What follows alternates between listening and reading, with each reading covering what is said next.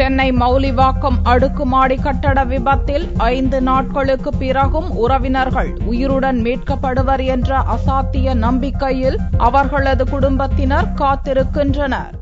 சென்னை மௌலிவாக்கத்தில் போரூர் குன்றத்தூர் சாலையில் பிரைம் சிருஷ்டி நிறுவனம் சார்பில் புதியதாக கட்டப்பட்டு வந்த 11 மாடி கட்டடம் சனிக்கிழமை மாலை திடீரென இடிந்து தரைமட்டமானது. கடந்த 5 நாட்களாக நடந்து வரும் மீட்பு பணியில் இதுவரை 27 பேர் உயிருடன் மீட்கப்பட்டுள்ளனர். இறந்தவர்களின் எண்ணிக்கை 47ஆக உயர்ந்துள்ளது. இந்நிலையில் சென்னையில் துணிக்கடையில் வேலை பார்த்து வரும் அழகர் என்பவர் தன் சகோதரர் கருப்பையா குறித்து இதுவரை தகவல் இல்லை என்றும் கூறினார். என்னுடைய கூட பிறந்தவர் தான் கருப்பையா என்பவர். வயசு 41 வயசு. சனிக்கிழமை காலையில் கூட அவர்கிட்ட கூப்பிட்டு கான்டாக்ட் பண்ணுறேன், பேசிகிட்டு இருக்கிறோம். அதுக்கப்புறம் ஈவினிங் பிளாஸ்ட் ஆன பின்னாடி, பில்டிங் பிளாஸ்ட் ஆன பின்னாடி செல்லும் சுவிட்ச் ஆஃப். இது வரைக்கும் அவர் உயிருடன் இருக்கிறாரா, உயிருடன் இல்லையா அப்படின்ற ஒரு தகவலும் இல்லை.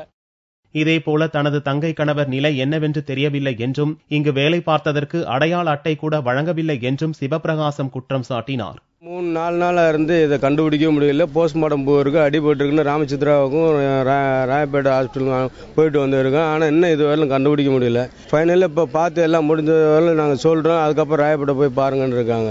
4 நாள் அது தூக்கம் இல்லாத முழிச்சுட்டு நாங்கள் எதிர்பார்த்து இருக்கோம். உயிரோட அடிபட்டு இருந்தாலும் நாங்கள் சௌரியம் பண்ணி வருவோம். அதையும் பார்க்க முடியல. டெத்தான பாடியும் கண்டுபிடிக்க முடியல. இந்த பில்டிங்கில் ஒர்க்கர்ஸுக்கு போகிற ஐடி கார்டு எதுவுமே கிடையாது. இச்சம்பவத்தில் 27 பேர் உயிருடன் மீட்கப்பட்ட நிலையில் எஞ்சியவர்களும் உயிருடன் வர வேண்டும் என்று அவர்களது குடும்பத்தினர் பிரார்த்தனை செய்து வருகின்றனர்.